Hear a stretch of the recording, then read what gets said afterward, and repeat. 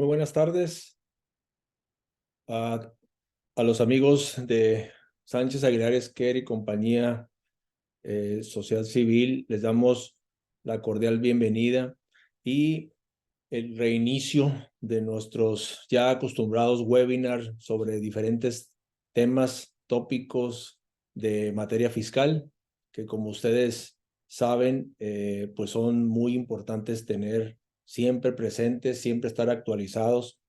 Y primero, no habíamos tenido la oportunidad, seguramente con muchos de nuestros clientes aquí de la firma y otros amigos que no hemos tenido la oportunidad. Ya pasó todo el mes de enero y pareciera que acabamos de terminar el año, de desearles un muy feliz año, un año muy importante para muchos países. Seguramente lo vamos a platicar en uno de los webinars más adelante. En muchos países, casi el 50% de la población en el mundo va a tener elecciones, y México está en esos países, que seguramente va a tener o es de gran trascendencia en el futuro de México. Así que obviamente pues estar muy listos para todas las actualizaciones. Yo creo que el término adecuado en este año 2024 es actualización de temas fiscales y en todos los materias, ¿no? También laborales, aduanales, administrativos y obviamente pues fiscales. Entonces, pues es muy importante para nosotros estar en constante actualización y poderlo compartir con nuestros clientes, con nuestros amigos, con nuestros seguidores que siempre están atentos a las noticias que emitimos y damos a conocer.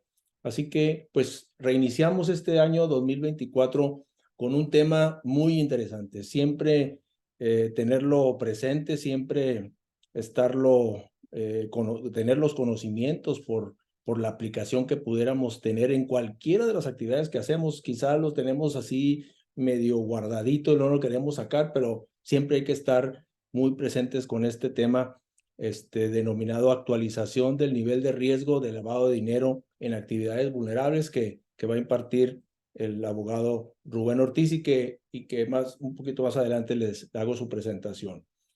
El primero de las recomendaciones importantes que todos tengamos presentes es el usar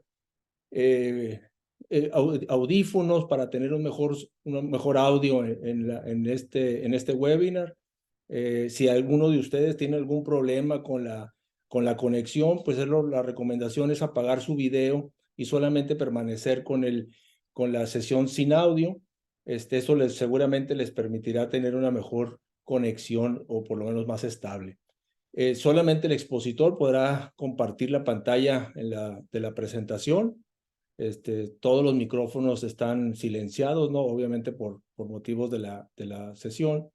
Y en caso de alguna duda o comentario, como siempre, ponemos a sus órdenes al final del webinar. El abogado Rubén Ortiz va a tener un tiempo, va a darles un tiempo para que contestar las preguntas que tengan, y si lo pueden estar haciendo a través del chat, pues también podemos estar pidiéndole a Rubén que atienda algunas de las preguntas que ustedes están dando y estén haciendo y que pueda él responder.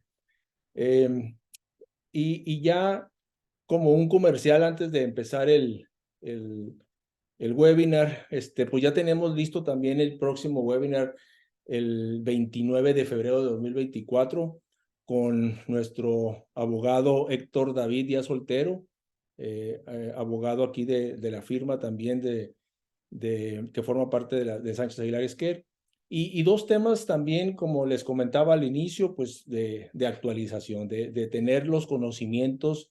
Seguramente algunos de nosotros ya tenemos la edad para estar teniendo la información respecto a lo que es la modalidad 40 del seguro social para efectos de la jubilación, sus mitos y realidades, ¿no? Un tema muy importante que es muy constante que nos hagan consultas a la firma sobre este tema. Y lo mismo el tema de lo que sucedió o aconteció hace algunos años con reforma a la Ley Federal del Trabajo relativa a el outsourcing, mejor conocido como outsourcing, pero que es la subcontratación de personal. Entonces, dos temas muy importantes que los invitamos el próximo 29 de febrero para que lo agenden, igual a la hora acostumbrada, hora del Pacífico, de 4 a 6 de la tarde, con el licenciado Héctor Díaz Soltero. Bien, pues no hay más preámbulo más que hacer la presentación de nuestro expositor. Rubén, pues uno de los abogados con mayor antigüedad aquí en la firma, es abogado egresado de la Universidad Autónoma de Baja California, licenciado en Derecho, y pues cuenta con una especialidad en Derecho Fiscal también por la Universidad Autónoma de Baja California. Es litigante de la materia Derecho Fiscal, Administrativo, Civil y Mercantil, pues más de 30 años, ¿no, Rubén? Y pues ha sido expositor en diversos foros en temas fiscales, corporativos y en materia de prevención e identificación de operaciones con recursos y procedencia ilícita, famosa ley antilavado que pues ahora nos va a dar a compartir el tema de actualización. Pues muchísimas gracias de nuevo por acompañarnos, por estar en este 2024 iniciando con temas fiscales que seguramente durante todo el año vamos a estar compartiendo con ustedes. Así que muchas gracias por estar con nosotros y acompañarnos. Y adelante, Rubén.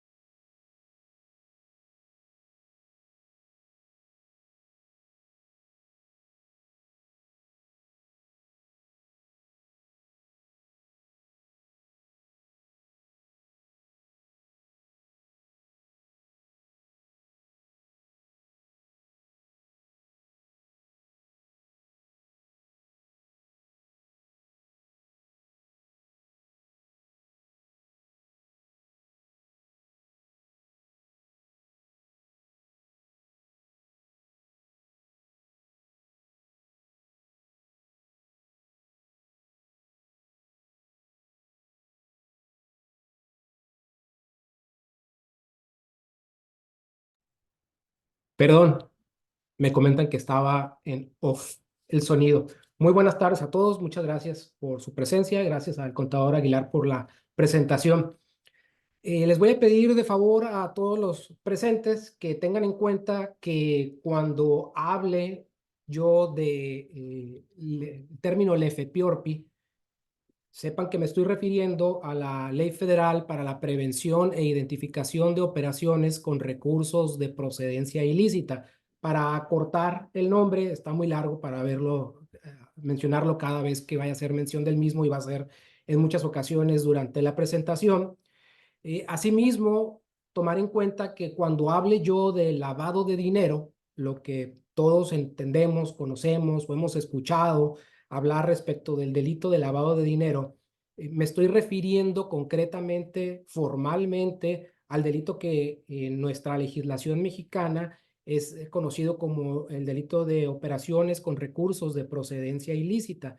Entender que aunque le conocemos coloquialmente con el término de lavado de dinero, el delito como tal no se llama así en la legislación penal, no está nominado, no está tipificado de esa forma. Entonces, quienes no estén familiarizados tanto con la materia penal, quienes no sean penalistas, abogados penalistas, podrían tener ahí un mal rato buscando el tipo penal de ese delito en el Código Penal y no lo encontrarían.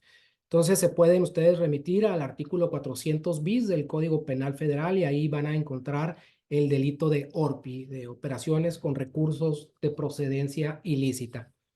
Por último, otra de las denominaciones que voy a estar abreviando es la de APNFD, actividades y profesiones no financieras designadas. Así lo van a ver también aquí en algunas de las diapositivas, filminas o imágenes que estemos proyectando para ustedes. Cuando ustedes vean esta abreviatura, APNFD nos estamos refiriendo a todo ese catálogo de actividades que la ley considera como actividades vulnerables y se encuentran establecidas en el artículo 17 de la LEFEPIORPI. Por último, entonces, antes de arrancar, pues pedirles una disculpa a los amigos, amigas que estén presentes del sistema financiero. Voy a tratar de acotar este tema a, a las actividades y profesiones no financieras designadas como vulnerables, que son las actividades que están, como les comento, establecidas en el artículo 17 de la ley. No vamos a entrar a los temas propios de la Evaluación Nacional de Riesgos del sistema financiero, porque es demasiada información. No alcanzaríamos a verlas en un tiempo prudente y además pues estimamos nosotros que nuestro público, la mayoría de nuestro público se encuentra dentro del sector comercial, dentro del sector industrial, no propiamente dentro del sector financiero. Entonces, pues una disculpa a los amigos del sistema financiero que anden por aquí. De todas maneras, les puede servir un poquito los temas que vamos a platicar para tratar de entender de qué se trata esto de la Evaluación Nacional de Riesgos. Bueno, entramos al tema. Evaluación Nacional de Riesgos 2023. En el temario tenemos los siguientes puntos. Vamos a ver qué es la Evaluación Nacional de Riesgos asociados al lavado de dinero, algo de antecedentes, porque habrá que entender que no todos los presentes son expertos en la materia. Hay muchas personas que están interesadas en el tema, pero no son expertos en la materia, no la siguen, entonces, o al menos, aun y cuando la estudien, en la práctica a veces desconocen un poquito los antecedentes y sí son importantes para efectos del tema. ¿Cuál es el objetivo de la Evaluación Nacional de Riesgos? ¿Quiénes participan en esta Evaluación Nacional de Riesgos? Aquí le puse EBR, que es el enfoque basado en riesgos, pero me refiero a la Evaluación Nacional de Riesgos. Vamos a responder a la pregunta de si es obligatorio para el país, primeramente, evaluar los riesgos. Después vamos a contestar a la pregunta si es obligatorio para quienes realizan actividades vulnerables evaluar los riesgos. Permítanme avanzar de página. ¿Cuál es?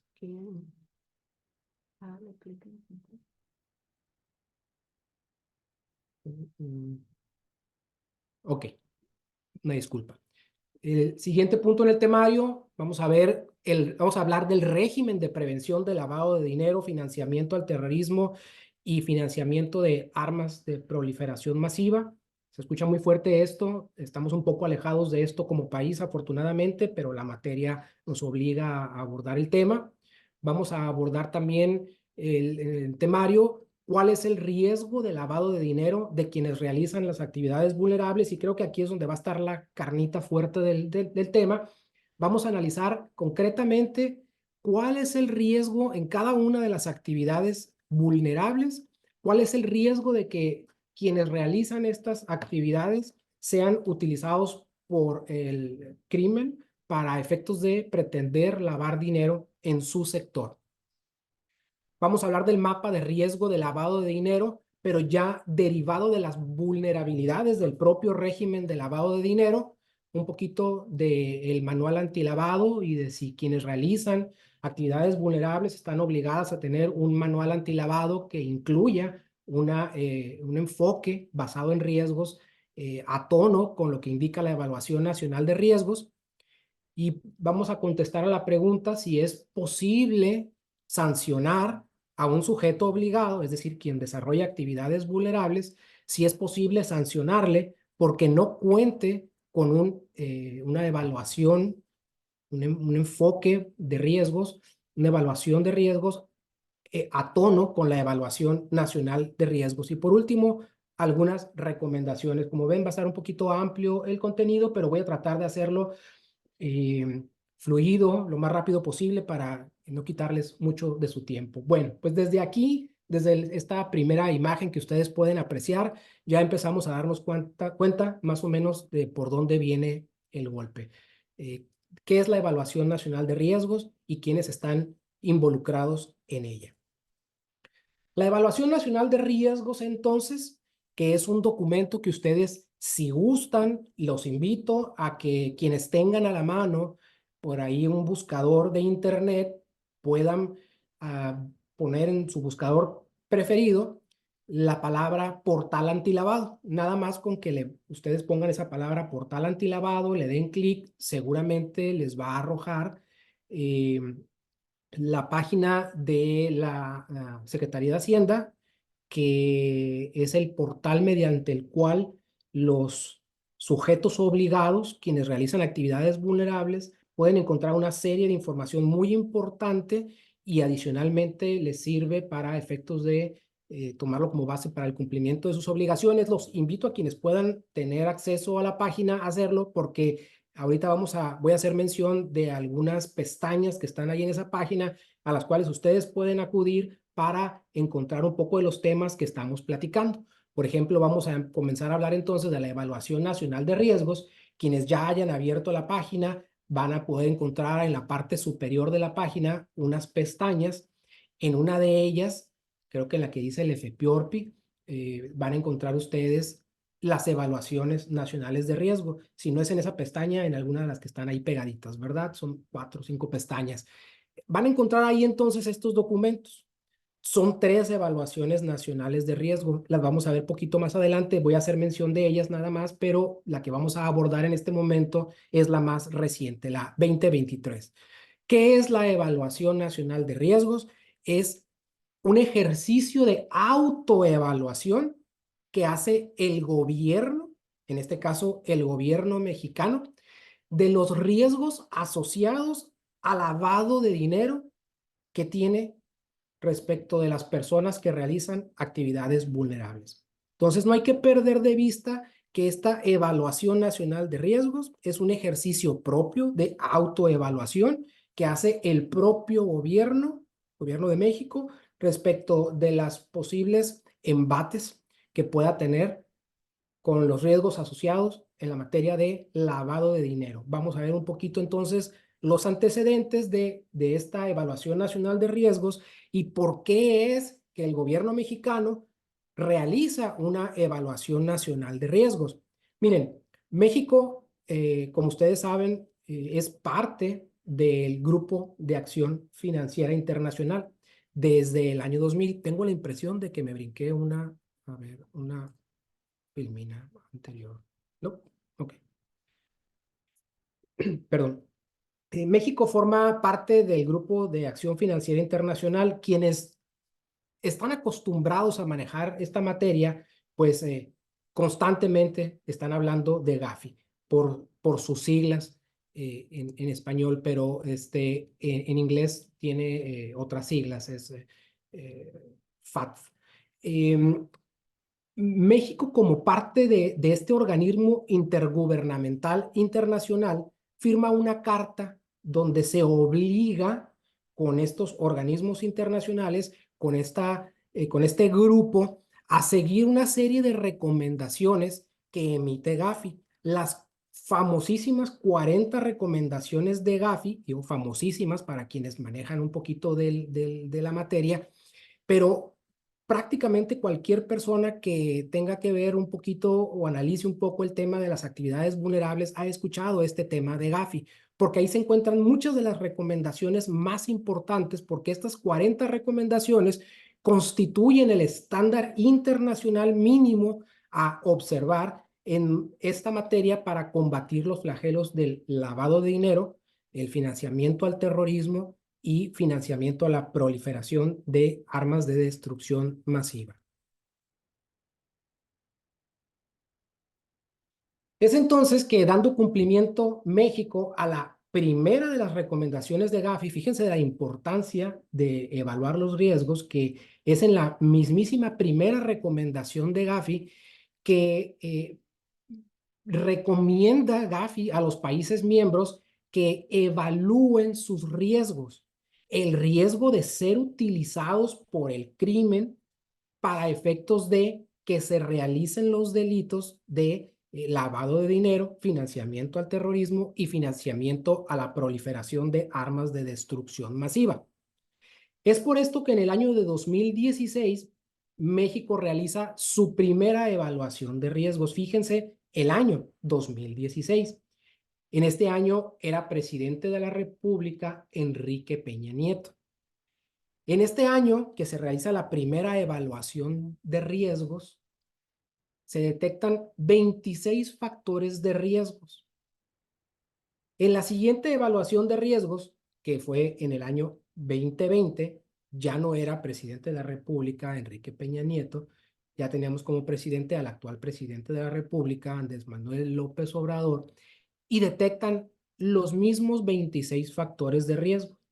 Del 2016 al 2020, al evaluar, detectan exactamente los mismos factores de riesgo. Desde aquí ya podemos empezar a preguntarnos, o sea que no mejoramos gran cosa que digamos, los riesgos siguieron exactamente igual.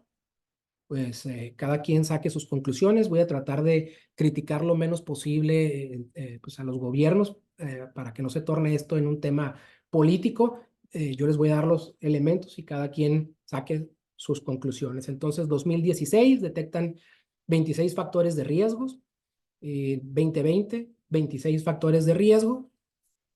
Pero ¿qué pasa en el 2023?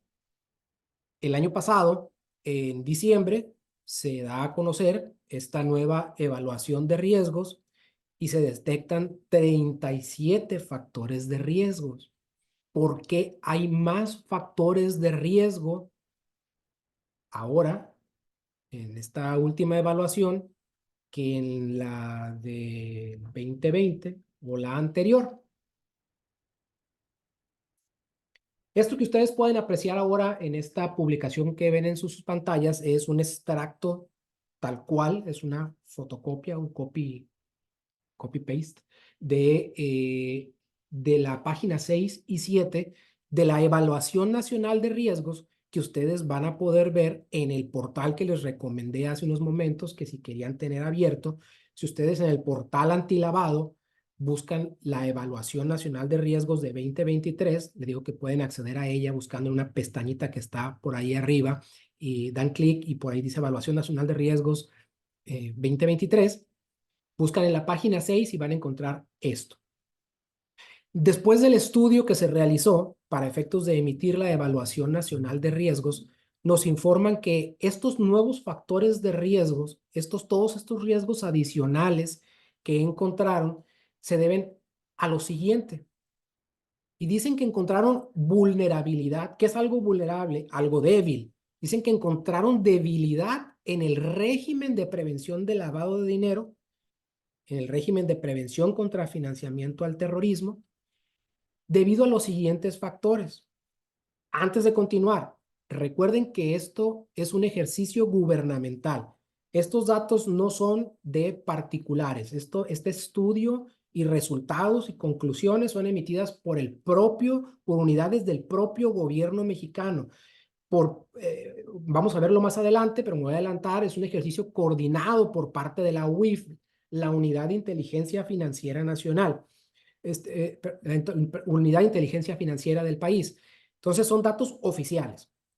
Bueno, dicen que el régimen, que encontraron vulnerabilidades al régimen derivadas del marco jurídico de las actividades vulnerables, es decir, de la ley, de su reglamento, de sus reglas de carácter general, y vulnerabilidades derivadas, pues prácticamente de todo lo que acompaña al marco que regula, que protege, que nos protege de el impacto del crimen organizado y de que pretenda meter cantidades de dinero al sistema financiero o a la economía nacional. Y nos dice que parte de estas vulnerabilidades se derivan de estos elementos. El propio marco jurídico de las actividades vulnerables y, dice aquí, subrayado por su servidor en rojo, también del propio vulnerabilidades provocadas por el propio sistema supervisor y sancionador. Fíjense ustedes el nivel de seriedad de esto, aunque vamos a abundar un poquito más adelante, nos está reconociendo la propia autoridad que nuestro régimen jurídico, que regule las actividades vulnerables, subrayé nada más las actividades vulnerables, pero se fijan después, dice también el del sistema financiero, dice que es débil, pero es más débil inclusive el de las actividades vulnerables que el del sector financiero, es más robusto el del sector financiero, sin embargo, no se salva. Pero es un autorreconocimiento que hacen las propias autoridades que también hay vulnerabilidades propias del sistema supervisor y sancionador. Y luego dice que hay también vulnerabilidades de lavado de dinero ya propiamente, es decir, hay posibilidades de lavado de dinero, nuevos riesgos derivados de la cultura constitucional, por eso lo subrayé en rojo. ¿Qué quiere decir esto? ¿Por qué es un riesgo de lavado de dinero la cultura constitucional? ¿De quién está hablando? ¿Quién tiene esta cultura constitucional que nos está metiendo en problemas en materia de lavado de dinero? Pues nosotros, los gobernados, quienes desarrollamos actividades vulnerables, quienes utilizamos al sistema financiero, el propio sistema financiero, pero pues también las propias autoridades. Estimo que es importante notar nuevamente que estos son datos oficiales. La propia autoridad, la propia unidad de inteligencia financiera nos está diciendo que hay vulnerabilidades, tenemos problemas en materia de prevención al lavado de dinero derivado de una cultura constitucional deficiente. Y desafortunadamente es opinión de su servidor, muy subjetiva nada más, por favor no se me ofenda a nadie, pero es opinión de su servidor que pues desde el máximo orden directivo y que tenemos en este país, pues no estamos abonando a la observancia de la obediencia constitucional, de la obediencia de los preceptos constitucionales. Y si creíamos por algún motivo que todo eso no tenía consecuencias, ya ven ustedes que sí, reconocido por la propia autoridad. Y antes de que se me olvide y alguien piense, pero ¿cómo es posible que una autoridad que es parte, la UIF es parte del mismo gobierno mexicano, se esté metiendo un gol con esta información? Bueno, pues déjenme decirles, perdón, que no es porque existan muchas ganas de decirlo, creo yo, sino porque estamos siendo observados. En esta evaluación no nos corresponde a nosotros como país evaluarnos y darnos una calificación y no pasa nada y nadie nos dice nada y nadie nos evalúa, ¿no? A su vez, estamos siendo evaluados en esta evaluación que estamos realizando. Entonces, no se puede echar mentiras, salvo que queramos que en un breve periodo de tiempo nos respondan a nivel internacional y nos hagan la observación de que estamos echando mentiras en nuestra evaluación nacional de riesgos, lo cual puede acarrear ciertas consecuencias a nivel internacional y nos suban los niveles de control para todos aquellos que quieran operar con México. Bueno, nos dicen también entonces en esta evaluación nacional de riesgos, les digo, váyanse a la página 6 y 7, no les estoy echando mentiras. Ahí dice que tenemos estas vulnerabilidades también en los procesos de contratación pública de bienes y servicios. ¿Qué es esto? ¿Qué es esto? Las licitaciones. Nos está diciendo la unidad de inteligencia financiera que tenemos vulnerabilidades en materia de prevención de lavado de dinero y seguramente de lavado de dinero, es decir, operaciones de recursos con procedencia ilícita. Pues ya les había dicho al principio que cuando hable de dinero, de lavado de dinero, me estoy refiriendo a operaciones con recursos de procedencia ilícita. La unidad de inteligencia financiera está reconociendo que una tremenda vulnerabilidad que tenemos es por problemas con todo esto y entre ellos, pues los procesos de contratación pública de bienes y servicios. Es un tema que está de moda desde hace unas 2 semanas a la fecha, ¿no? Este tema de las licitaciones públicas, ahí lo dejo. Pasamos a lo siguiente y nos dice la UIF que otra de las vulnerabilidades que encuentra y que pues estos nuevos factores que encontró, entre ellos se encuentran los temas de los factores emergentes, o sea, lo nuevo, lo que va saliendo, lo que va surgiendo, y nos habla del tema de activos virtuales y ataques de ransomware. Son temas evidentemente relativamente novedosos para el estudio de la materia. El tema de los activos virtuales es la última de las actividades vulnerables que fue considerada como tal e incluida en el catálogo del artículo 17 de la ley. No hace tanto tiempo que empezaron a tratar de regular los activos virtuales. Si ustedes se meten a la página del Banco de México, van a encontrar que en una opinión del Banco de México de los activos virtuales ni siquiera están reconocidos como una moneda de curso legal en el país. No les da un reconocimiento alguno legal el Banco de México a este tipo de activos. Dice, pero pues ahí están. Entonces, como ahí están y hay gente que los está operando y hay gente que los está moviendo y estamos viendo movimientos de dinero, de recursos y que la gente está operando con ellos, pues tenemos que empezar a meterlos en cintura y a pedirles cierta regulación, ciertos controles, y por eso se incluye la actividad sin que sea reconocida por el Banco de México como una divisa propiamente dicha, pero para quienes operen con estos activos, le dice, bueno, pues tienen que cumplir controles antilavado, lo cual, si hay gente por aquí presente que opere con activos virtuales, mi opinión es que deben de cumplir controles antilavado.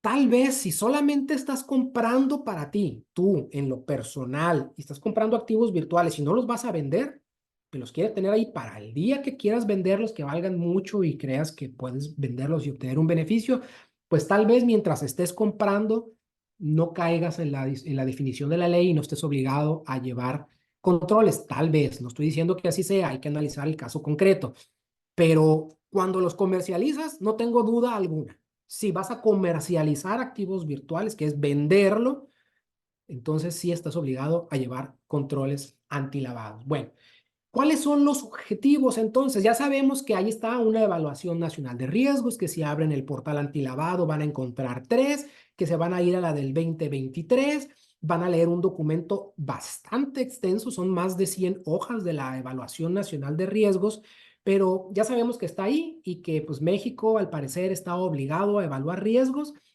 por lo que platicábamos de que es parte de Gafi, es la recomendación número 1, pero ¿para qué? ¿Para qué se evalúan riesgos? Bueno, el objetivo o los objetivos de evaluar estos riesgos, de elaborar esta evaluación nacional de riesgos, es primeramente hacer acopio de una serie de información que nos permita evaluar riesgos. Se hace acopio de una gran cantidad de información de los sujetos obligados, de diferentes autoridades, para evaluar riesgos de lavado de dinero, operaciones con recursos de procedencia ilícita, financiamiento al terrorismo o financiamiento a la proliferación de armas de destrucción masiva. También tiene como objetivo esta evaluación evaluar, paga la redundancia, el funcionamiento del régimen PLD.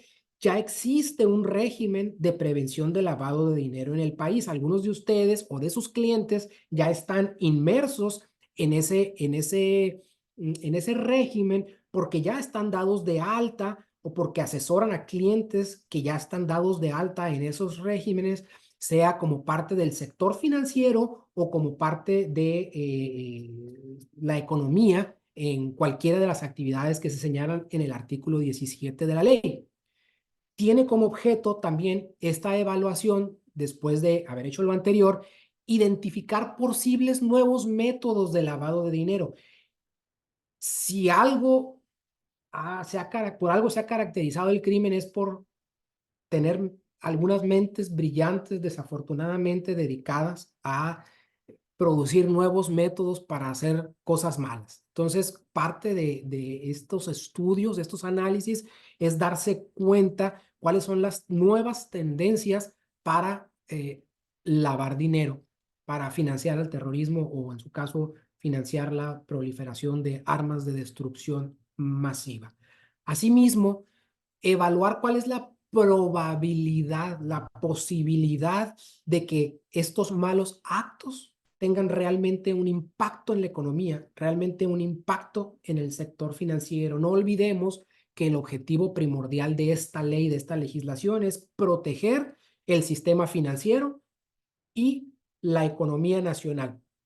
Y por último, pues no vamos a hacer todo esto para solamente conocer, nada más para tener ahí información y armar carpetas y ser duchos en la materia, sino el objetivo final de esto, creo yo, uno de los más importantes, es buscar maneras de mitigar estos riesgos. Ya obtuvimos la información, ya vimos cómo se están haciendo las cosas malas, tenemos aquí ciertas ligas, ciertas vías, cómo se está haciendo, pero ¿cómo mitigamos esto para que no suceda? Bueno, esto también es parte, es uno de los objetivos de la evaluación nacional de riesgos.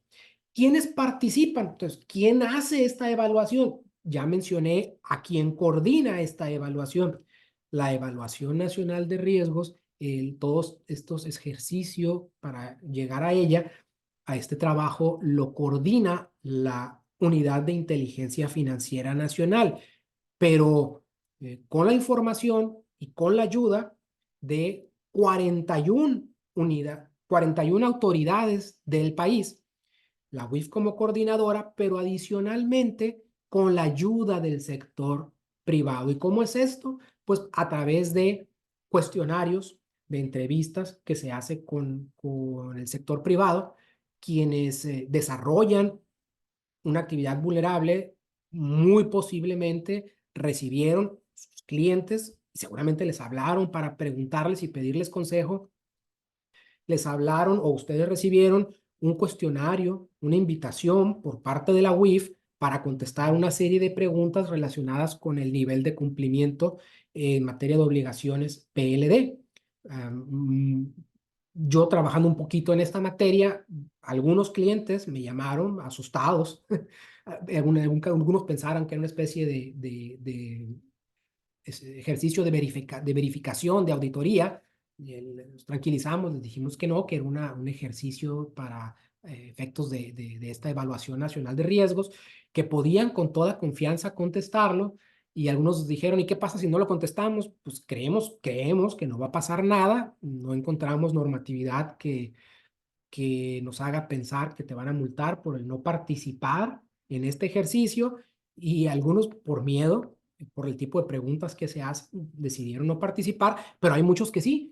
Sobre todo, quiero decirles que afortunadamente sí hay quienes se han tomado en serio esta materia y estas obligaciones y tienen un robusto control de cumplimiento de obligaciones en sus empresas. Entonces, esos quitados de la pena contestan y han apoyado. Bueno, estos son los entes, organismos y personas, sectores que participan en la elaboración nacional de riesgos. Esto que ven ustedes ahorita en pantalla es un extracto, una fotografía de la evaluación nacional de riesgos anterior. Ya en esta no apareció esto, pero como yo revisé la anterior y platiqué también un poquito de ella, me gustó esto porque pues de manera muy práctica eh, nos deja ver más o menos quiénes son algunas de las más importantes de estas 41 autoridades que participan en la elaboración. Ellos, entre todos ellos, se coordinan, se envían, se comparte información para efectos de eh, lograr este trabajo de la evaluación nacional de riesgo. Hablamos hace ratito del Banco de México, ¿no se acuerdan? Por el tema de los activos virtuales, etcétera, ¿no? Entonces, bueno, vamos a contestar ahora la pregunta de si es obligatorio para México evaluar riesgos PLD, FT, financiamiento al terrorismo, y FPAM, financiamiento a la proliferación de armas de destrucción masiva. Estas son las filminas que hace rato decía yo que se me habían perdido. México, haciendo un análisis retrospectivo, México, ustedes saben, forma parte de la ONU, inclusive parte del gabinete ahí de seguridad, ¿no? De la Comisión de Seguridad de las Naciones Unidas, aunque a veces le da frío opinar. Pero bueno, México es parte de la Convención de las Naciones Unidas contra el tráfico de ilícitos, estupefacientes y sustancias psicotrópicas, más conocida como la Convención de Viena. Y ustedes están viendo aquí de qué se trata, de qué se trató esta convención, de la cual fue parte México. Se trató de el tráfico ilícito de estupefacientes. Les pregunto yo, ¿ustedes creen, consideran que el tráfico ilícito de estupefacientes puede ocasionar o es un delito precedente, es decir, el que está antes de? ¿Creen ustedes que el tráfico ilícito de estupefacientes puede generar operaciones con recursos de procedencia ilícita? Si yo pudiera escucharlos, me gustaría escuchar a alguien que dijera que no. Pues evidentemente sí. Entonces, ya nos vamos respondiendo si es obligatorio o no para México evaluar riesgos en estas materias, si México forma parte de estas convenciones. Bueno, México también forma parte de la Convención de las Naciones Unidas contra la delincuencia organizada transnacional, más conocida o tradicionalmente conocida coloquial como la Convención de Palermo. Quienes estudian este régimen de prevención del lavado de dinero, sobre todo quienes han hecho los exámenes, sea de la Comisión Nacional Bancaria y de Valores o de la UIF para certificarse, estos temas los traen de machetito, como bueno, como el Padre Nuestro decir, pero para quienes son católicos, para quienes no, pues como alguna otra cuestión que tengan que ver de machetito. México forma parte de esta convención y díganme ustedes si la delincuencia organizada, sea nacional o transnacional, no puede ser un delito precedente de operaciones con recursos de procedencia ilícita, que es parte de lo que se califica y estudia y se trata de mitigar en la evaluación nacional de riesgos. Nos seguimos contestando tal vez nosotros mismos a la pregunta de si México está obligado a hacerlo. Por último, y pongan mucha atención por favor en esta convención, quiero que se lo lleven a sus casas, a sus vidas de tarea.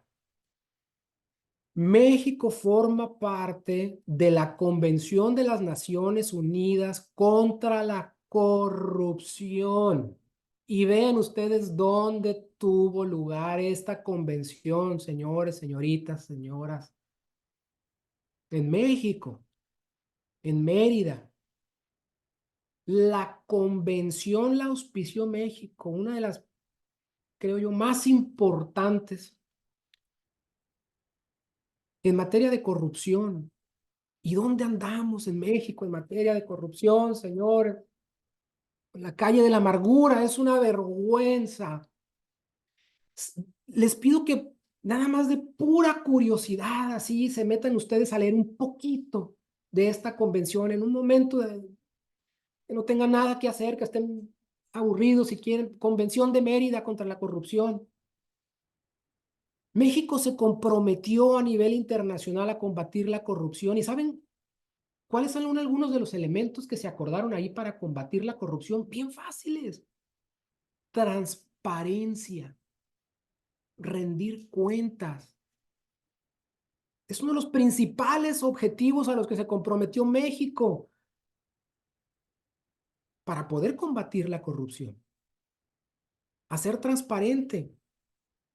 Y díganme ustedes si actualmente hay o no hay reticencia para efectos de transparentar las operaciones que realiza el gobierno.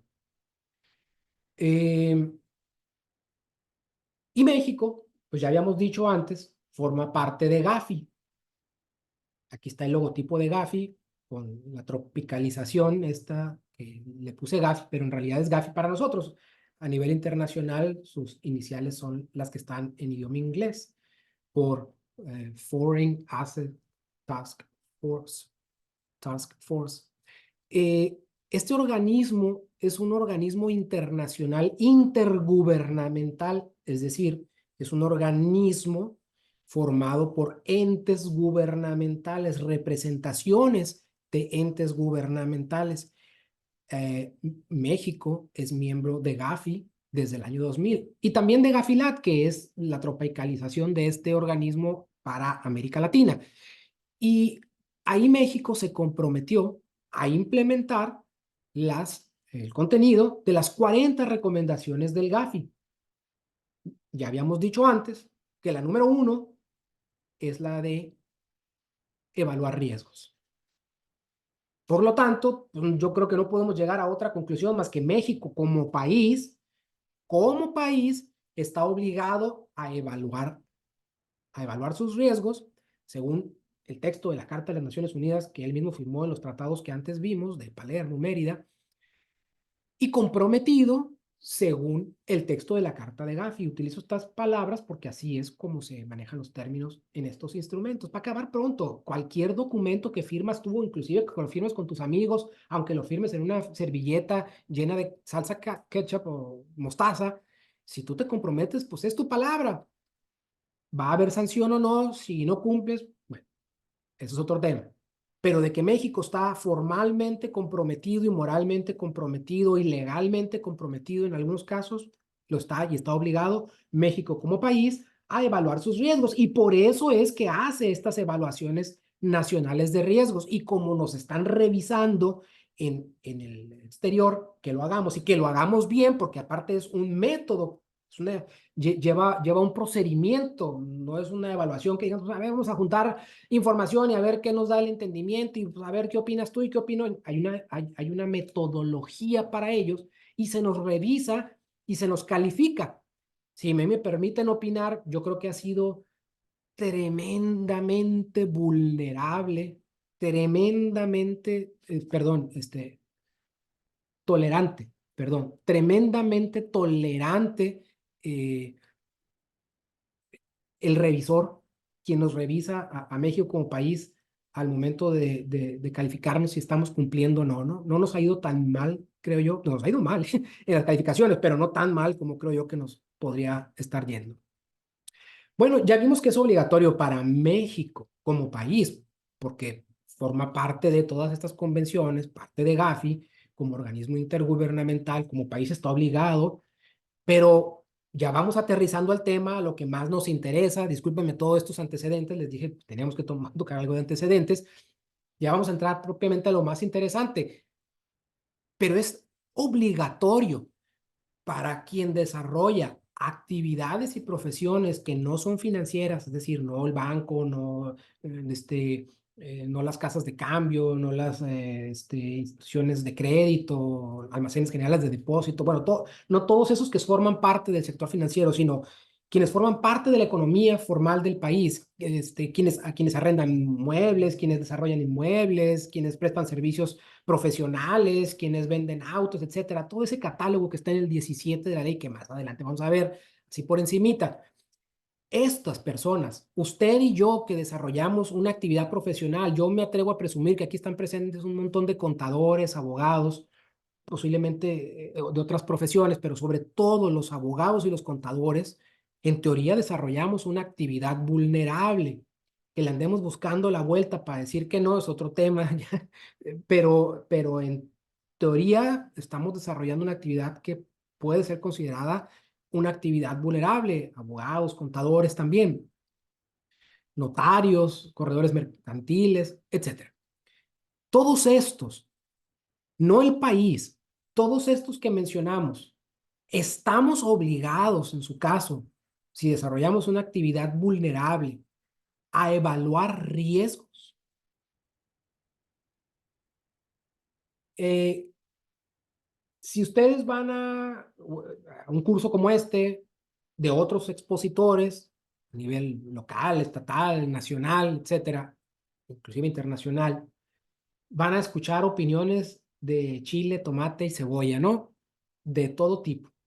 Van a escuchar quienes dicen que sí, que las actividades vulnerables, quienes desarrollan actividades vulnerables están obligados a desarrollar un enfoque basado en riesgos, tener su manual de control de obligaciones y de calificación de riesgos y tener un enfoque basado en riesgos especializado para su actividad.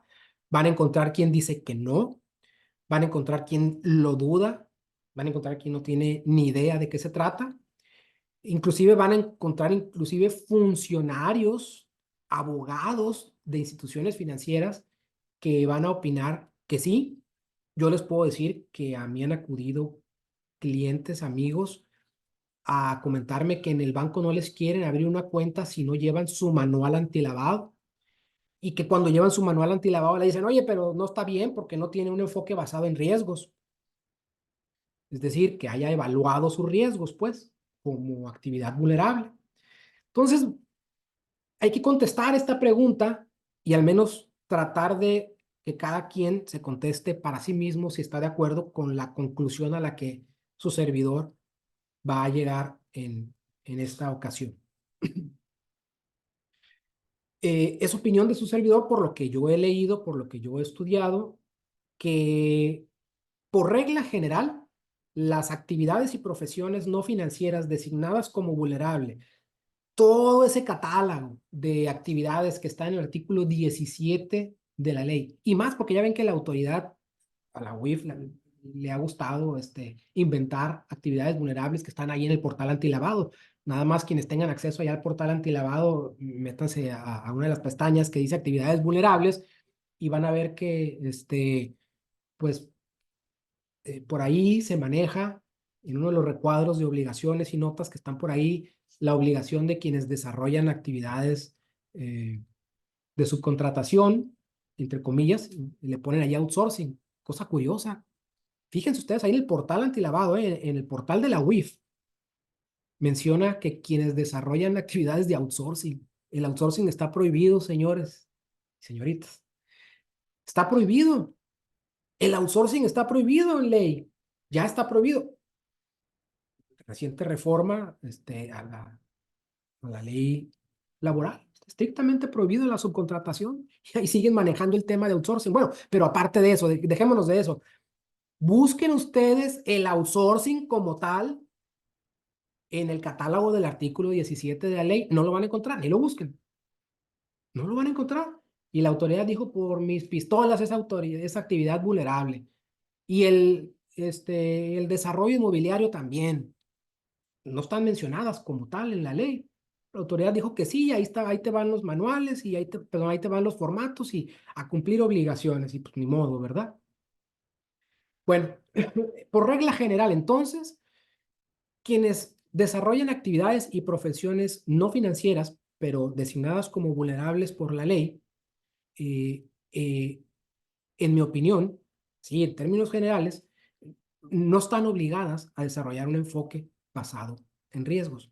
No están obligadas a tener un manual con un enfoque basado en riesgos. Sí están obligadas a tener su manual. Si desarrollas actividades vulnerables, sí es una de las obligaciones que te establece el artículo 17 de la ley y que vas a encontrar por ahí también en la pestañita del portal antilavado que dice actividades vulnerables y por ahí te va a decir obligaciones de cada una. Si tú a cada una de las actividades del régimen que viene ahí en el portal antilavado agarras la que tú quieras, arrendamientos, y le das clic y te dice, ¿qué debo de saber? Ahí te va a decir, pues debes de cumplir estas obligaciones. Ahí no te va a decir que estés obligado a tener un enfoque basado en riesgos. Sí a desarrollar políticas para el cumplimiento de obligaciones, más no que tengas un enfoque basado en riesgos, que es cosa diferente. Es decir, es diferente, no es lo mismo cumplir directamente con las obligaciones de identificación, de presentar avisos o informes, de guardar documentación e información que te dice el artículo 18 de la ley, a que desarrolles en tus políticas un enfoque basado en riesgos conforme a las reglas de Gafi y las recomendaciones de Gafi. No es exactamente lo mismo. Bueno, no hay una obligación que yo haya encontrado directamente establecida para quienes desarrollan actividades vulnerables, salvo las particularidades que vamos a ver aquí. El propio portal antilavado no menciona esa obligación. Búsquenle por ahí en el portal antilavado, quienes si lo abrieron, lo pueden buscar después. El propio portal antilavado no indica que sea una obligación de quienes desarrollan actividades vulnerables contar con un enfoque basado en riesgos, como en términos generales. La propia evaluación de riesgos, si ustedes revisan la evaluación de riesgos, a la cual también pueden acceder allí a la evaluación de riesgos 2023 en el propio portal antilavado, van a ver que por regla general no es obligatorio. Lo van a ver, inclusive les puse aquí la página, si se van a la página 36 de la Evaluación Nacional de Riesgos 2023, ahí les va a decir claramente, textual, expresamente, que no están obligados.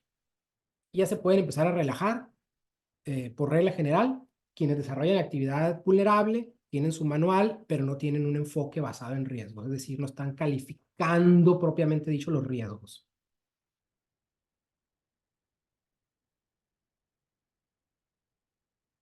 No obstante, por regla de excepción, toda regla hay una excepción, por regla de excepción, quienes deseen aplicar medidas simplificadas, esto sí dice la ley, esto sí dice el reglamento, esto sí dicen las reglas de carácter general, que quienes deseen aplicar medidas simplificadas de control, ellos sí tienen que tener un enfoque basado en riesgos. ¿Por qué? Porque les está diciendo la legislación, a ver, tú tienes que cumplir toda esta bola de obligaciones y me tienes que armar estos expedientes con esta información y documentación.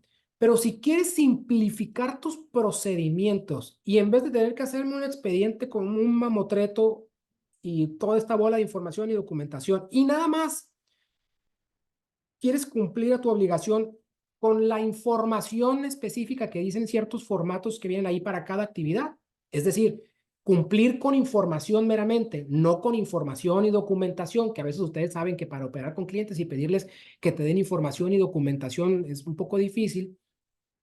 Y si tú quieres simplificar tus procedimientos y quieres declararme que tus clientes son de bajos riesgos, pues hazme entonces, ahora sí, una evaluación, un enfoque basado en riesgo de tu actividad con tus clientes, para lo cual vas a tener que tomar en cuenta ahora sí, pues todo el material y bagaje que hay para que tú puedas hacer una evaluación de riesgos, para lo cual ahora sí te vas a ir a Gafi como tumbaburros, ¿verdad? Como es decir, yo le llamo así a donde vas y buscas la información eh, para ver cómo se hace una evaluación de riesgos y poder evaluar los riesgos de tu actividad, de tu sector, en tu ciudad, en tu estado, en tu país y con tus clientes. Todos esos factores vas a tener que tomarlos en cuenta, los mecanismos de distribución, el tipo de producto, la manera en que recibes las cantidades de dinero, etcétera, para evaluar la peligrosidad, para evaluar el riesgo de ser utilizado para operaciones con recursos de procedencia ilícita. Ahí sí, si tú quieres entonces tener medidas simplificadas, tienes que elaborar este enfoque. Yo prefiero cumplir, yo, yo prefiero cumplir con las otras obligaciones porque yo estimo que no es nada sencillo elaborar un enfoque basado en riesgos. Creo yo que no cualquier mortal puede hacerlo. Estimo que es un tiempo que hay que invertir ahí valioso, mucho tiempo. Además, tiene que tener una metodología lógica y yo creo que esto solamente profesionales de la materia, versados y empapados de esto pueden hacerlo y estimo yo que no va a ser tan económico. Entonces, pues yo creo por eso que es una opinión meramente personal y subjetiva que vale más cumplir las obligaciones normales que te maneja la ley. No obstante lo anterior, fíjense, la recomendación 22 de Gafi, relacionada con la 10, también recomendación de Gafi, le exige al país, aquí si Gafi le exige al país, le pide al país, le solicita al país miembro, que el país sí le solicite a quienes realizan actividades vulnerables desde el sector que sea, financiero o no financiero, que desarrollen y apliquen un enfoque basado en riesgos al operar con sus clientes o usuarios. Aquí es donde puede estar un poco de la confusión que puede haber en algunas personas que aseveran que toda persona que desarrolla actividades vulnerables debe desarrollar un enfoque basado en riesgos. Y dicen, pues, ¿cómo no va a ser obligatorio si la mamá, si la Biblia de todo este régimen es Gafi? Las 40 recomendaciones de Gafi. Cada vez que leas este régimen, de alguna manera o de otra vas a llegar a las 40 recomendaciones de Gafi. De ahí se deriva prácticamente todo el régimen de todos los países miembros. Entonces dicen, pues si ahí dice, pues cómo no, pero se pierde de vista que Gafi es un organismo intergubernamental del cual es parte México como país. Nosotros como ciudadanos, quienes desarrollamos o no actividades vulnerables, ni el propio sistema financiero como tal, una institución del sistema financiero del país, no somos miembros de Gafi, no firmamos esa carta, no estamos obligados per se a aplicar de manera directa las recomendaciones de Gafi. O sea, ¿qué queramos, verdad? Ya nos dijeron cuándo. O que queramos hacerlo, ¿verdad? Para tener un sistema robusto de cumplimiento de obligaciones. Pero nosotros como individuos no estamos obligados como tal, pero Gafi sí le pide a México que nos obligue. Por algo no nos están obligando. Vaya usted a saber por qué. Entonces, por eso, de aquí es que, como dice una cosa un profesionista, dice otra y ahí andamos todos confundidos. En resumen, según la FEPIORP y su reglamento y reglas de carácter general, únicamente están obligados a desarrollar un enfoque basado en riesgos quienes deseen aplicar medidas simplificadas, que ya dijimos cuáles son, únicamente quienes quieran llevar medidas simplificadas, es decir, no tener que tomar documentos, pedirle documentos a sus clientes o usuarios, sacarles copia, tenerlos en sus expedientes y guardarlos ahí por 5 años. Quienes quieran evitar ese procedimiento engorroso pueden desarrollar medidas simplificadas y únicamente con la información que dicen los formatos van a cumplir, pero tienen que desarrollar su enfoque basado en riesgos. Pero según reglas de carácter general y opinión de la UIF, pues quienes gusten hacerlo pueden hacerlo, pues ya dice, podrán, sí, sí, sí, no importa que la ley no te obligue, dice, pero pues quienes quieran lo pueden hacer. Pues no sé si a alguien por buena gente se le antoje hacerlo, ¿verdad? Pero según recomendaciones de Gafi, el país sí pues debe de exigirle a sus gobernados. Conclusión, pues, para acabar pronto de todos estos antecedentes, mi opinión particular, no sé si ustedes con lo que vimos y con lo que dice la propia evaluación de riesgos, ahí les puse inclusive las páginas, lo que dice la ley, únicamente obligados quienes deseen tener medidas simplificadas de cumplimiento. Si no, no. Si tú quieres cumplir con las obligaciones que te da la ley en su artículo 17, 18, perdón, 18, refiriéndome a las actividades vulnerables, de actividades y profesiones no financieras designadas, si tú estás dispuesto a cumplir con lo que dice el 18 de la ley, no hay problema, no necesitas CBR. Y pues entender que las recomendaciones de Gafi no son vinculantes para nosotros como individuos en lo particular. Ahora sí, ya vamos a entrar a temas que creo que ellos se van a empezar a despertar, quienes ya estaban empezando a cachetear ahí un lado. Vamos a hablar ahora sí de propiamente de los riesgos de lavado de dinero que existe en cada uno de los sectores que desarrollan actividades o profesiones que no son financieras, pero son designadas como vulnerables por la ley. Es decir, que la ley establece que por desarrollar esa actividad te pueden meter gol y lavar dinero a través de la actividad que tú desarrollas, que se te utilice para el delito de operaciones con recursos de procedencia ilícita. Bueno, cuando lleguemos a ese momento, vamos a ver que se califica el riesgo de cada sector utilizando un formato como el que están apreciando en este momento en pantalla. Van a ver que el riesgo se califica en estos 4 niveles, que son alto, medio bajo y bajo, y que a un lado tienen un número. Estos números obedecen a porcentaje. El porcentaje que tiene la actividad, el sector, de ser utilizado para lavar dinero. En esta matriz sectorial, si ustedes ven, por ejemplo, que la actividad de comercialización de obras de arte tiene un nivel alto de riesgo en la matriz de riesgo. Esto quiere decir que obtuvo una puntuación en la evaluación después de conocer toda la información y de aplicarla a su matriz, a su metodología y aplicarle puntitos. Dijeron, aquí hay 91, 92, 93, 94, 95, hasta el 100% de probabilidad de riesgo de que se utilice esta actividad para lavar dinero y le tocó este nivel de riesgo.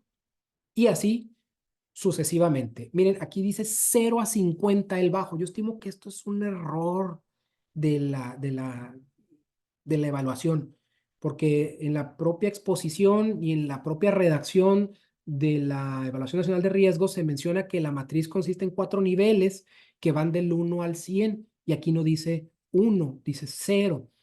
Y dice que un nivel 0 es nivel bajo. Yo digo que no, pues, mi opinión, nivel 0 es imposible, 0 es nada, no hay posibilidad, 0 es 0. Entonces, 1 sí es un riesgo bajo, de 1 a 50, dices, ok, es un riesgo bajo, pero 0, en mi opinión, sería riesgo nulo.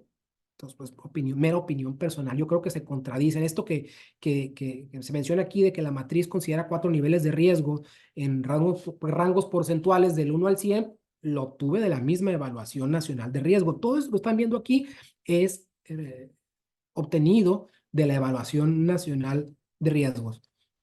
No son opiniones personales ni nada más de doctrinistas, ¿no? Prácticamente todos, salvo mis opiniones subjetivas, son obtenidas del texto de la Evaluación Nacional de Riesgos. Entonces, por una parte dice que van del 1 al 100 y luego nos pusieron 0 al 50. Yo creo que debió haber sido 1 al 50. Bueno, así está la cuestión.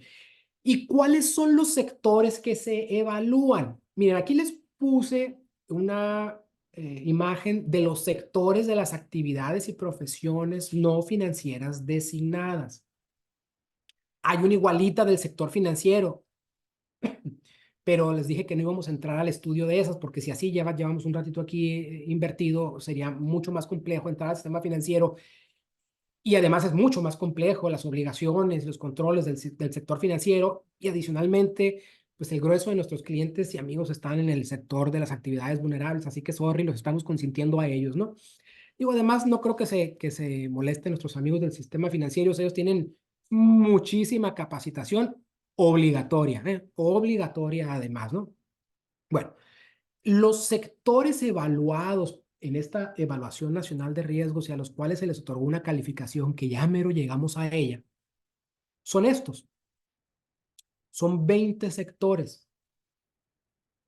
En estos 20 sectores van a encontrar ustedes todas estas actividades que ustedes mismos pueden leer. Yo nada más voy a hacer mención aquí de algunos temas que me llaman la atención. Estos números que ustedes ven, su mano derecha, son los sujetos obligados registrados en esa actividad. Y pues, es de llamar la atención, ¿no? Por ejemplo, a mí me llama mucho la atención, por ejemplo, en prestación de servicios profesionales, ¿cuántas sujetos obligados se indica aquí que hay? Dice 8,000 y tantos, ¿verdad? Me tapa una pantallita, pero aquí voy a ver, ¿no? Ya estoy moviendo. 8,756 sujetos obligados registrados. ¿Ustedes creen que nada más hay 8,756 profesionistas, contadores y abogados, bufetes, despachos de contadores, firmas legales que desarrollen actividades que puedan ser catalogadas como vulnerables? Digo, por ponerles por ponerles un ejemplo, un tema de movimiento de acciones, de un acta de asamblea, a veces ciertos contratos, un mandato, a veces otorgamiento de poderes, eh, manejo de una cuenta bancaria, podría llegar a considerarse como actividad vulnerable. Y yo no creo que haya nada más este número de profesionistas que estén desarrollando eso y los cuales deberían estar dados de alta.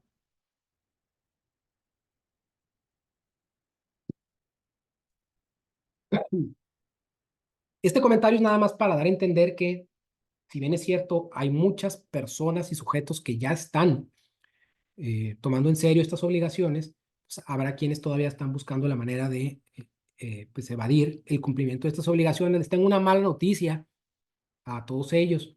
Esta no es una de las obligaciones que fácilmente se puedan eludir.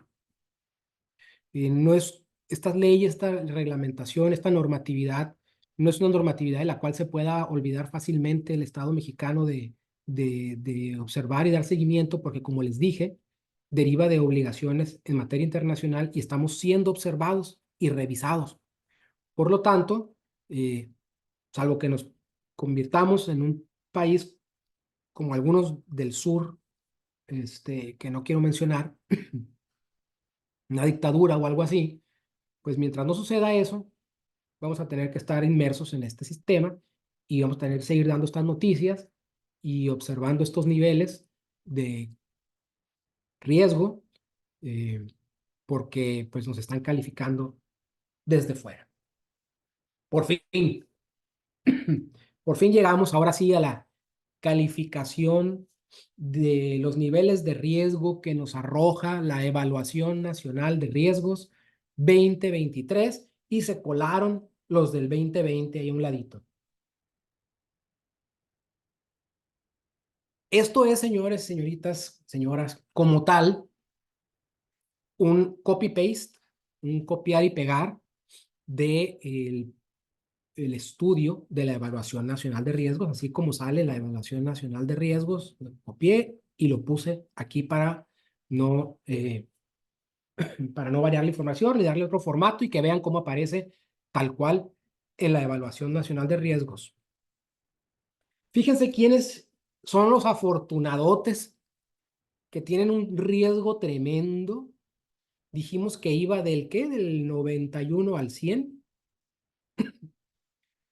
¿Quiénes tienen hasta el 100% de vulnerabilidad, de riesgo? ¿Quién tiene? No quiere decir que es el 100% de posibilidades de que va a suceder, no, de riesgos. Podría ser, no estoy diciendo que sea el 100, no tengo el número exacto, pero fluctúa en ese porcentaje, podría ser hasta el 100. Quienes comercializan obras de arte. Y ya desde aquí algunos habrán de estarse preguntando, caray, pero ¿de verdad tienen un riesgo tan alto quienes comercializan obras de arte? El tema de las obras de arte realmente implica un riesgo real, o sea, ¿se puede lavar dinero con eso? Pues al parecer sí, señores. Eh, Permítanme recordarles un caso que es relativamente nuevo, pero pues, al parecer algo olvidado ya. Se nos olvida bien fácil, tenemos bien poca memoria los mexicanos. ¿Se acuerdan de un célebre exsecretario de Hacienda del país en el sexenio de Peña Nieto, que se metió en un serio problema por una propiedad inmobiliaria en un pues, lugar bastante privilegiado de México, en un campito de golf,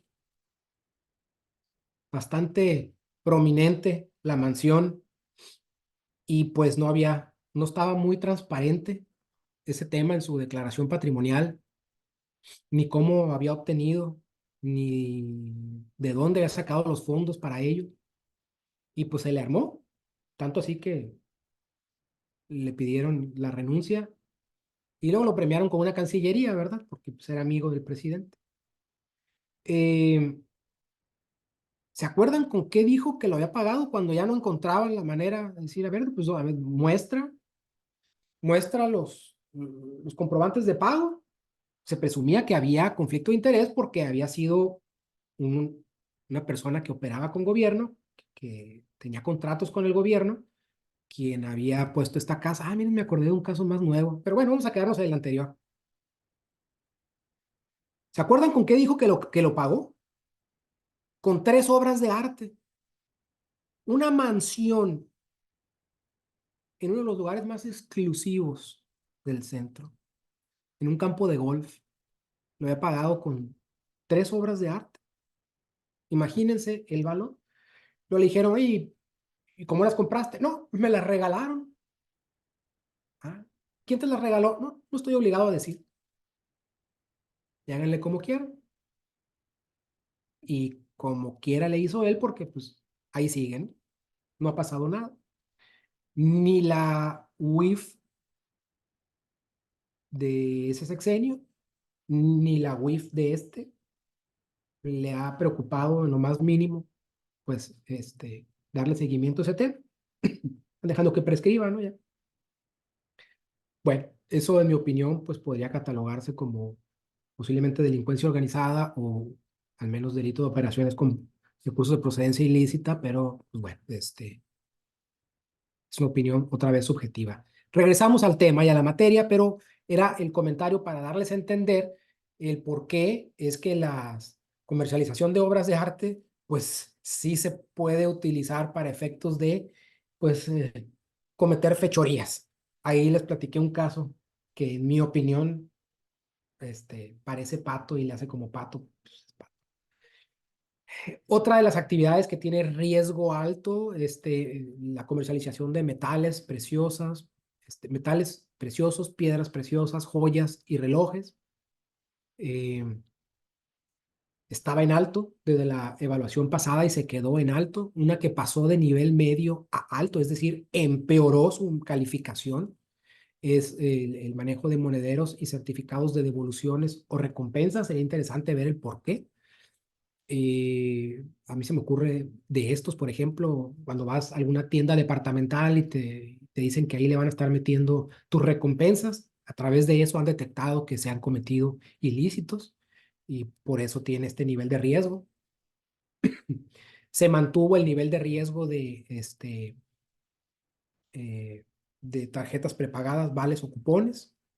Tarjetas prepagadas hay, por ejemplo, aquí en Mexicali, donde yo vivo, no sé desde dónde nos escuchen, pero aquí en la localidad hay una empresa que llena de cantidades virtuales de fondos, tarjetas para el transporte. Entonces, pues tienen fondos virtuales. Esa mantuvo su nivel de riesgo.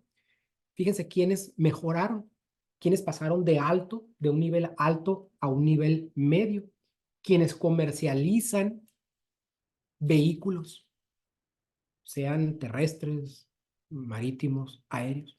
Es decir, pues pensemos en cualquiera de las concesionarias más famosas, ¿no? Que venden automóviles. Ellos mejoraron su calificación, se aplicaron, estaban ellos con un riesgo alto y en base a sus procedimientos y a su nivel de cumplimiento y a su compromiso en cumplir obligaciones PLD, bajaron su nivel de riesgo. El que sigue ahí, servidores públicos, se fijan, pues, está en blanco porque antes no hubo una medición previa. Ahora ciertos servidores públicos que no tengo claro la verdad quiénes son y no los encontré mencionados en la evaluación. No sé exactamente a quién se refieren y eh, no son los notarios o corredores mercantiles, porque ellos sí están mencionados, servicios de fe pública más adelante. No sé exactamente a quién se refieren, y sí, una disculpa, debería saber, pero no sé. Los que prestan servicios de fe pública, que son pues corredores notarios, se han mantenido en su nivel. Ahora, se han mantenido en este nivel que ustedes aprecian, pero vamos a ver más adelante que aún cuando se hayan mantenido, algunos sí mejoran. Es decir, no porque aquí, por ejemplo, los servidores que prestan servicios de fe pública tengan nivel medio en la evaluación del 2020 y la del 2023 sea lo mismo, es que tengan exactamente la misma calificación.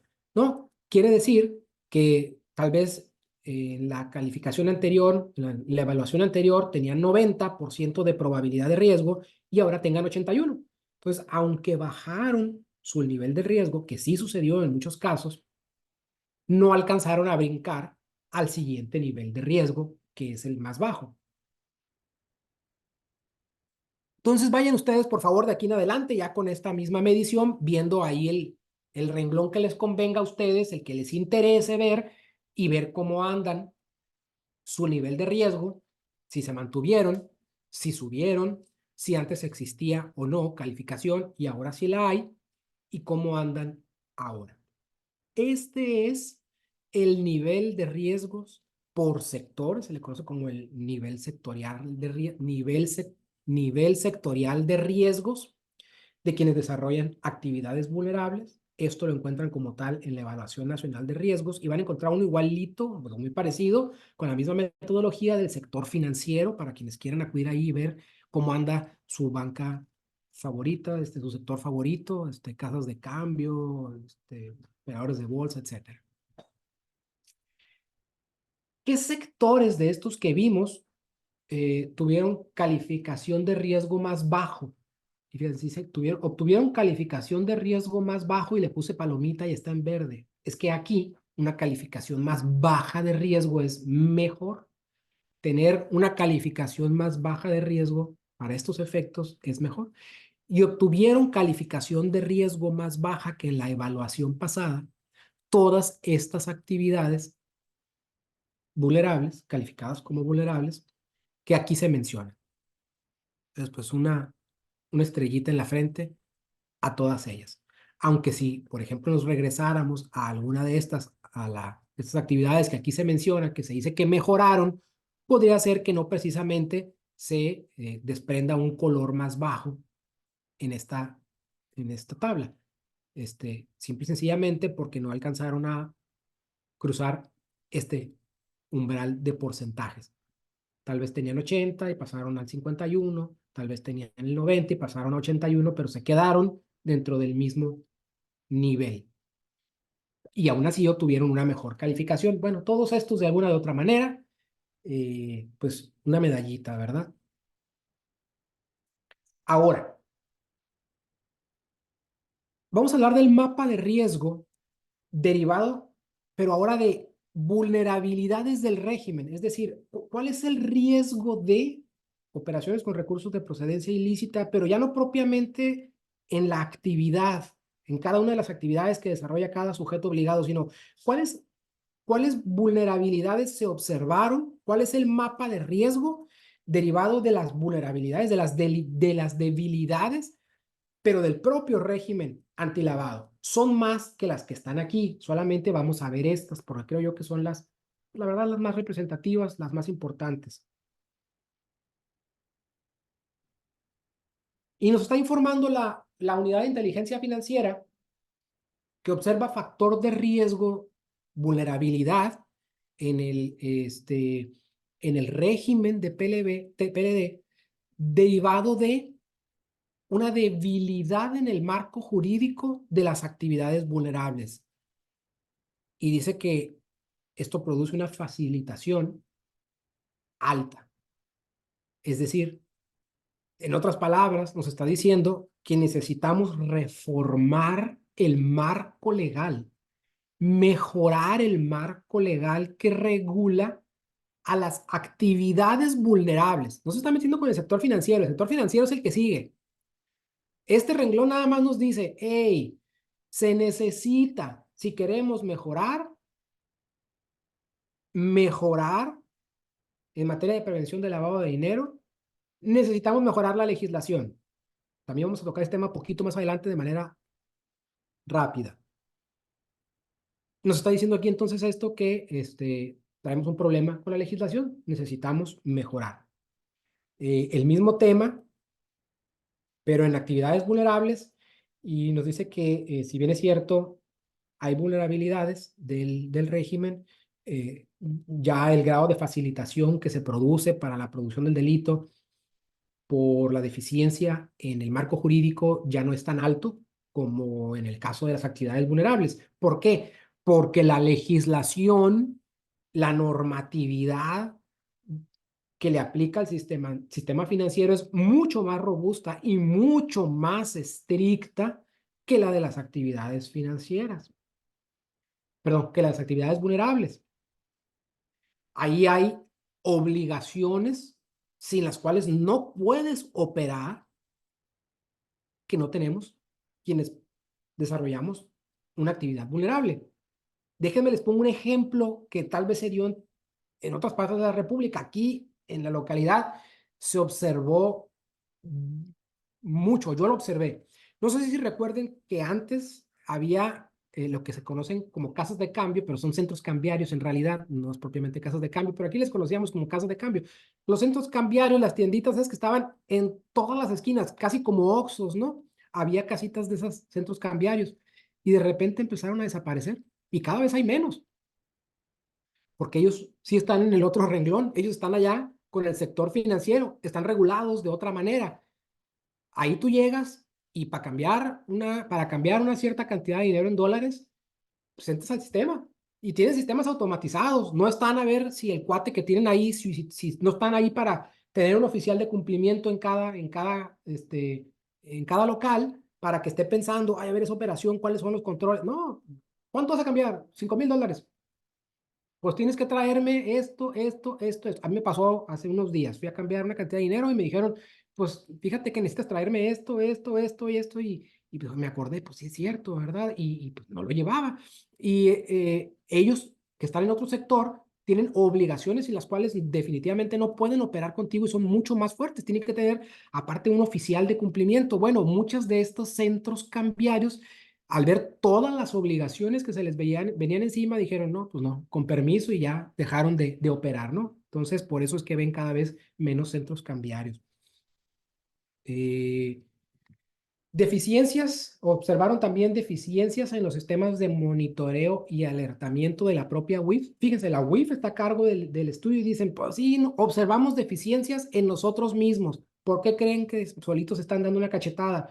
Pues porque saben que los están revisando, no es que crean que dijeron, "Oh, honestamente tenemos que reconocer, bueno, yo estoy pensando, ¿verdad? Estoy pensando mal, pero yo creo que dijeron, pues ¿para qué echamos mentiras? Nos van a cachar, o sea, nos van a revisar las planas y nos van a decir, jeje, ¿por qué dices que no tienes riesgo o que tu riesgo es nada más este grado de facilitación es bajo si no es cierto por esto, por esto y por esto?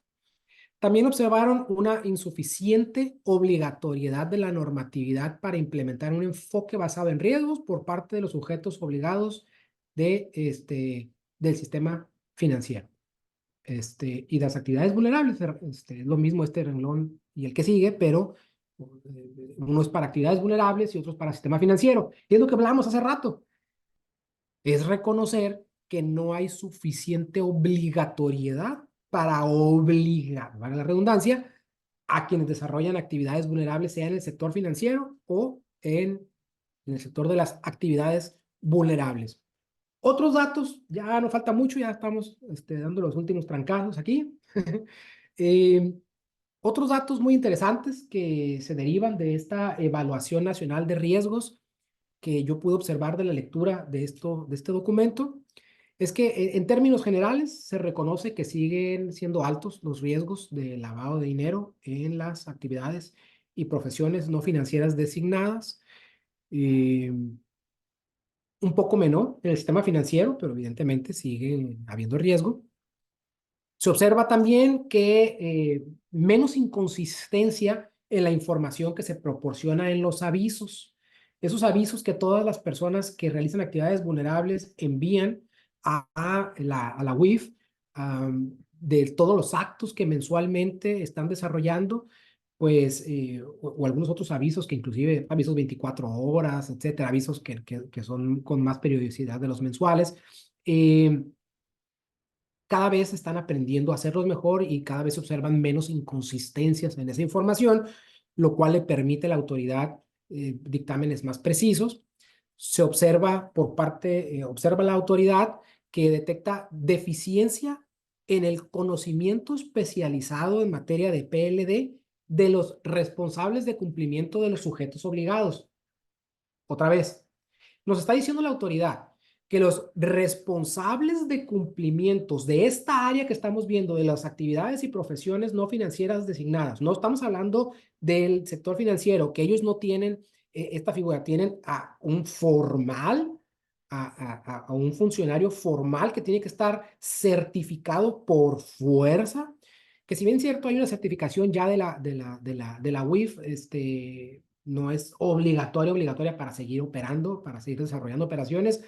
Acá en el sector financiero, si no tienes un oficial de cumplimiento, no puedes operar sin un oficial de cumplimiento, pero nos está diciendo entonces que para el sector financiero, no esta declaración no es para el sector financiero, para actividades y profesiones no financieras designadas, nos está diciendo que hay una deficiencia de conocimiento de los responsables del cumplimiento de los sujetos obligados, que no nos estamos capacitando como debiere. Se califica también como un factor de riesgo de lavado de dinero que existan al menos 4 iniciativas de reformas legales para tratar de fortalecer al régimen de actividades vulnerables que siguen pendientes de discusión en el Senado y tienen pendientes de discusión desde hace un montón de tiempo, años. Yo me recuerdo hace años que estamos en la espera de unas reformas. Sobre todo hay una muy fuerte ahí que yo creo que les ha temblado la mano por lo que puede representar. Hay una de ellas que pretende homologar las obligaciones del sector financiero en quienes desarrollan actividades vulnerables. Yo creo que la están pensando porque imagínense decirle a alguien que se dedica al arrendamiento de bienes que si no tiene un oficial de cumplimiento certificado no va a poder operar. o que lo va a obligar a llevar controles automatizados de control de obligaciones, es decir, gastos más personal, y no saben si esto va a lograr soportar el sector comercial, ¿verdad? Yo creo que tiene un poquito de temor de este tema. También hay una de las propuestas de ley que están ahí, de las iniciativas, propone la obligatoriedad de la certificación de quienes desarrollan actividades vulnerables, o al menos del obligado de cumplimiento. Es decir, que también quienes desarrollan actividades vulnerables, así como el sector financiero, tienen a un certificado, a un oficial de cumplimiento, que acá exista un responsable de cumplimiento que también esté certificado por su unidad correspondiente, que en este caso sería la UIF, mientras para el sistema financiero es la Comisión Nacional Bancaria y de Valores. Se reconoce, esto lo reconoce como factores de riesgo también, la evaluación, se reconoce la existencia de una crisis económica en el 2020 con motivo de la pandemia de COVID. Y pues aquí, pues digo, contrario a, ¿no?, el discurso oficial. El discurso oficial jamás ha reconocido la existencia de una crisis. Y no me refiero a la crisis sanitaria, esa fue evidente, pues se murieron muchísimas personas. Crisis económica. Oficialmente, léanlo ahí en la Evaluación Nacional de Riesgos. Reconoce la Evaluación Nacional de Riesgos la existencia de una crisis económica en el 2020 con motivo de la pandemia. Se reconoce la existencia de al menos 46 organizaciones criminales dedicadas al narcotráfico en el país, pero que además, para acabarla, están diversificándose, están profesionalizándose los señores, para ya no dedicarse única exclusivamente al narcotráfico, ¿no?, sino también al secuestro, extorsión, trata, y producción de otros tipos de drogas diferentes a la tradicional marihuana o cocaína, sino otras drogas sintéticas, como cuáles, por ejemplo. ¿Le suena algo así como el fentanilo, que se supone que no se produce en el país? También según el discurso oficial. Bueno, pues la UIF dice que sí. Ahí está en la Evaluación Nacional de Riesgos. Se observa un aumento considerable en los delitos cibernéticos. Bueno, pues esto no es culpa del gobierno, ¿verdad? Este es derivado de la naturaleza real de las operaciones de hoy en día. Pues hay muchísimas operaciones cibernéticas, y pues hay muchos crímenes en esta materia porque pues somos poco precavidos, no tenemos el conocimiento, la pericia, y a veces tampoco los sistemas de prevención para esos efectos. Entonces hay un aumento considerable en delitos cibernéticos, aguas. Se reconoce como delito precedente, es decir, el que le antecede, que más reportes genera. Dice que el que más reportes genera como delito precedente de operaciones de recursos con procedencia ilícita es el narcotráfico. Perdón. No creo que esto sea ninguna novedad para nosotros en nuestro país, saber que el narcotráfico es el peor flagelo que tenemos. Tal vez, bueno, tal vez la corrupción lo es más que el narcotráfico. Creo yo que es la corrupción más que el narcotráfico, pero bueno, reconoce que el que más delitos precedentes genera, reportes de delitos precedentes, es el de narcotráfico. Se aprecia un crecimiento sostenido de la corrupción. Ya ven cómo no es nada más la opinión subjetiva. La propia declaración que hace la UIF allí, en sus conclusiones, se aprecia un crecimiento sostenido de la corrupción. ¿Qué quiere decir esto de sostenido? Pues viene, crece de manera sostenida. ¿Desde cuándo a cuándo? Antes de que empiecen con que antes, ¿de cuándo dijimos que es la evaluación? Desde el 2023. ¿Cuándo fue la anterior? Este mismo gobierno. Entonces, crecimiento sostenido, reconocido por autoridad oficial en México. En México se reconoce el crecimiento sostenido de la corrupción como un factor de amenaza. Y se reconoce también como un factor de amenaza emergente el tema de los activos virtuales que platicábamos hace rato, que es un tema relativamente novedoso, pero se reconoce como un riesgo. Ahora, estamos hablando de la Evaluación Nacional de Riesgos, que conlleva a los países a desarrollar un enfoque basado en riesgos, pero ¿qué tal, decíamos, de los sujetos obligados, nosotros, nuestros clientes. Ya dijimos que en algunos casos podría ser voluntario, en otros casos obligatorio, si quieres tener un cumplimiento simplificado de tus obligaciones en materia, o bien no estar obligados.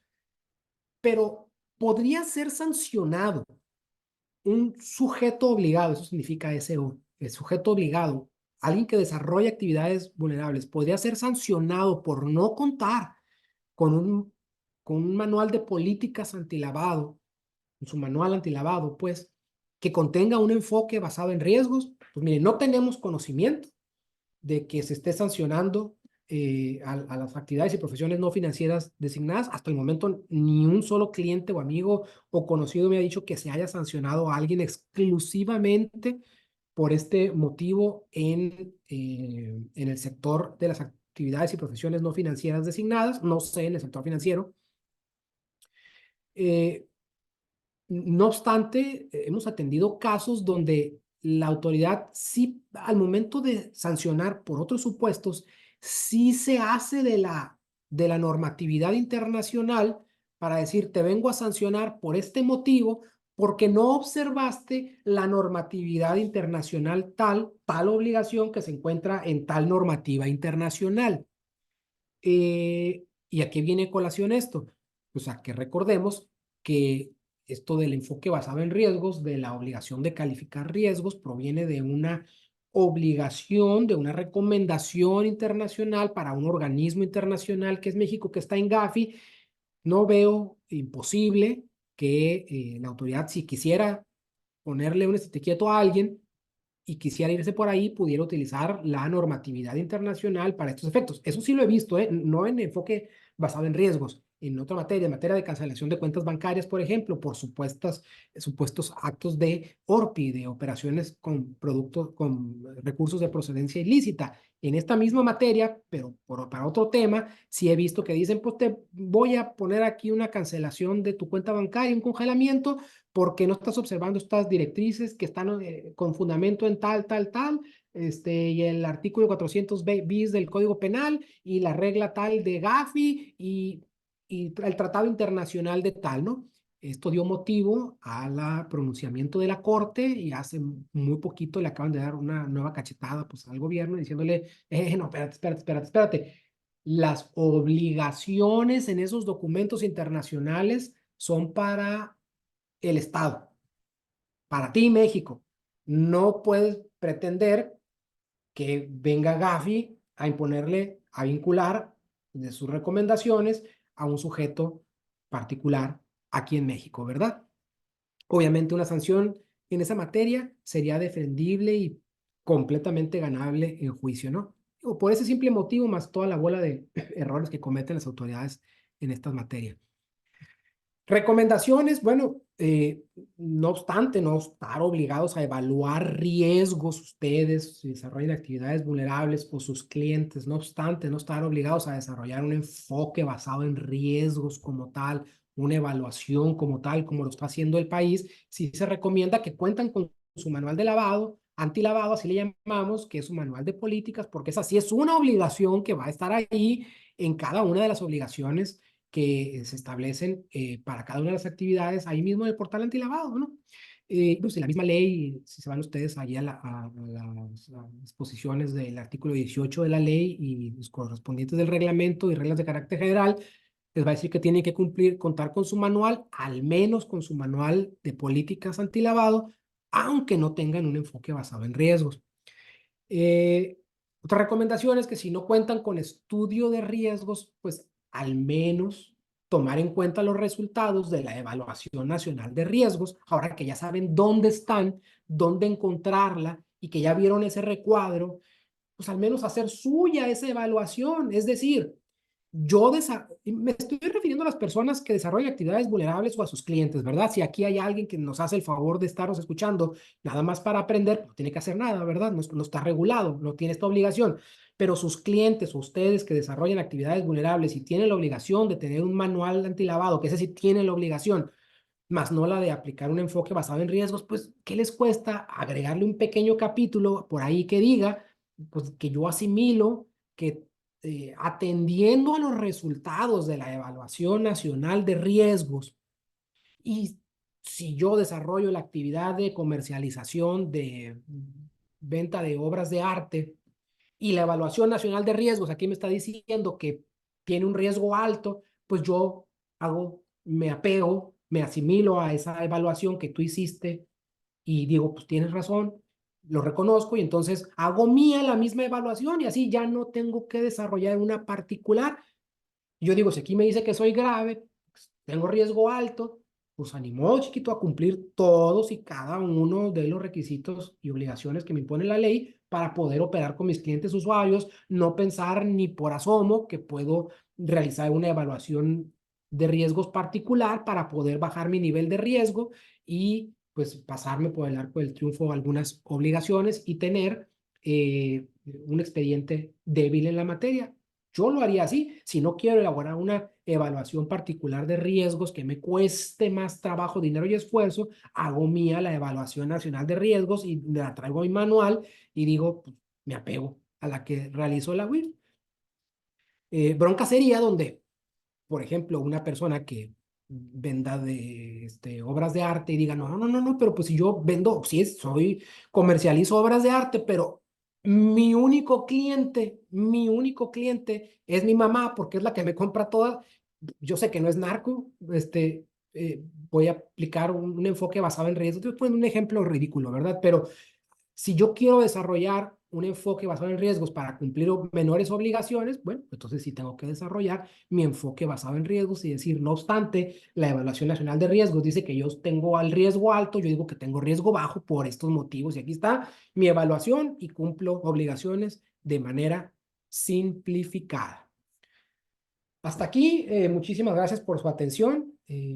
Espero que pues, algo haya quedado de esto. Los invito a que le den una revisada a la Evaluación Nacional de Riesgos que está en el portal antilavado, que le den una visita al propio portal. Es muy útil ese portal antilavado. Ahí está mucha información que ustedes pueden necesitar para resolver cualquiera de sus dudas en la materia de prevención de lavado de dinero. Hay inclusive un apartado de preguntas frecuentes y un montón de las preguntas que nos hacen en los cursos, ahí están con su debida respuesta. Muchísimas gracias a todos.